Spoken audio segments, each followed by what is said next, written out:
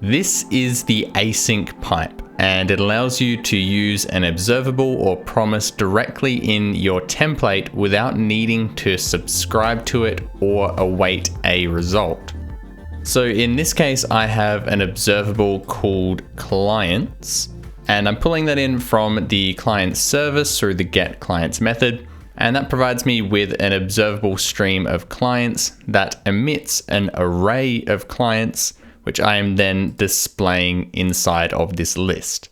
So with the async pipe, I don't need to worry about subscribing or unsubscribing from that observable. The async pipe just handles it all for me, and I can just display the data. So this works great with an ngFor where we want to loop over some data in a stream, but that's not the only way that we can use the async pipe. We might have a stream or a promise that just has a single value, like a single client, for example. So perhaps we want to use the name of that client in our template as the title. So we can't just do this because client is an observable, so we can't just access the name properly directly on it.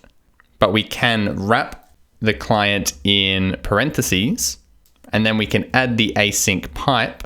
And if we add the safe navigation operator on here, that's going to check that a value exists as well. And now this is going to allow us to access the value. So the async pipe is going to pull that data out of the observable stream for us, and then we can access its properties. So if I save that now, you can see that we actually get the name in the title. And we were able to do that without needing to actually subscribe to the client observable in our class. But what if we want to access multiple values? Say we want to access the first name and the last name for the title. Well, in that case, we might just use the async pipe twice.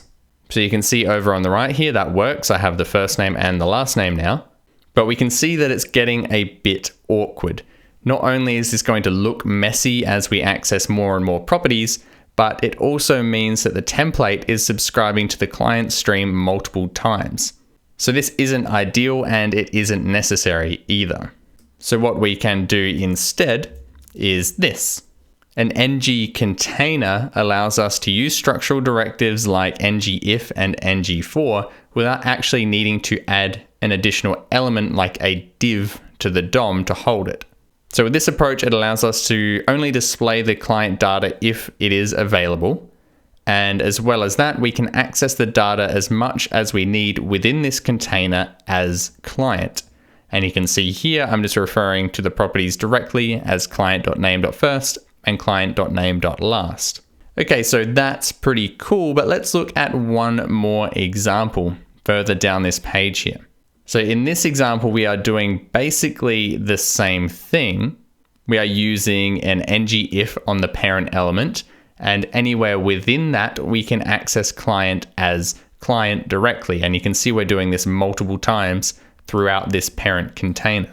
But what is different about this example is that we also have this else loading on the end as well.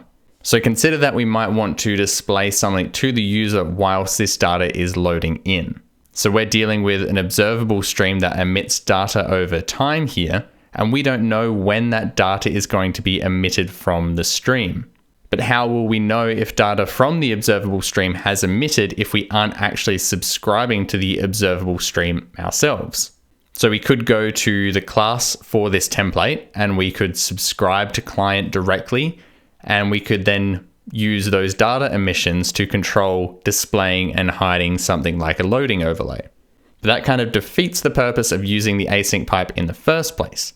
We want the async pipe to manage the subscription for us, and if we end up having to subscribe to it anyway, then it kind of just, defeats the whole purpose.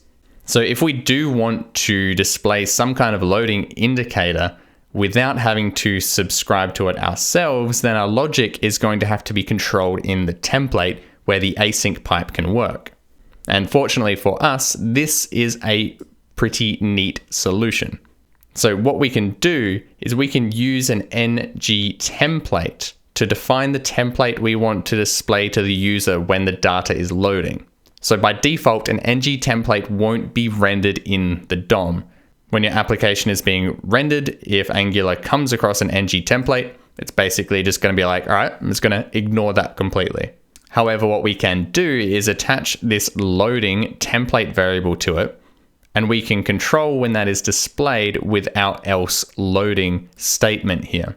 So if our client data isn't available, it's going to trigger this statement, which is going to make this ng template visible in the DOM.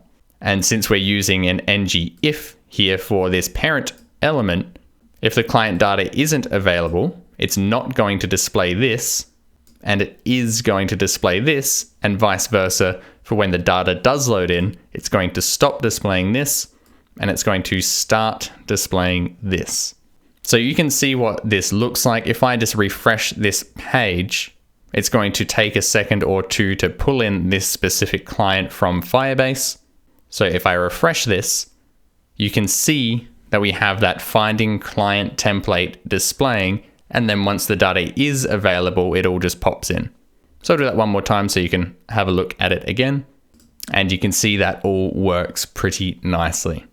So the async pipe is one of my favorite things in Angular. Wherever possible, I would recommend using it because you don't have to worry about subscribing, and more importantly, you don't have to worry about unsubscribing and creating memory leaks and things like that. And there is quite a bit that you can do with it outside of the more typical approach, which is just using it to display a list of data like this. Okay, I hope you enjoyed this video. If you did, please do feel free to leave a like and subscribe, and I will see you in the next one.